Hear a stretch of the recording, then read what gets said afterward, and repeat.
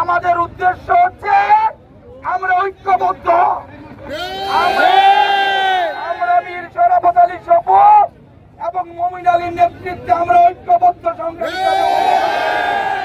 আমাদের প্রিয় নেতা মির্জা ফখরুল ইসলাম আলমগীর গতকালকেও বলেছেন যে নির্বাচনে যে মনোনয়ন, খসড়া মনোনয়ন পুনর্বিবেচনা হবে সংগ্রামী ছাত্র।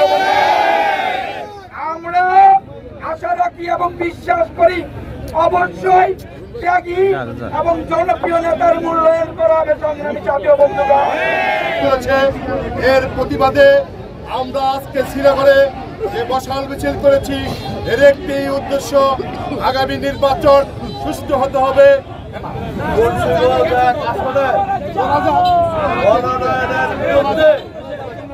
শ্রীনগর উপজেলা বিএনপি, যুবদল, ছাত্রদল, স্বেচ্ছাসেবক দল, শ্রমিক দল, মহিলা দল সহ আজকে আমরা প্রতিবাদ সভা করছি এই মশাল জ্বালিয়ে।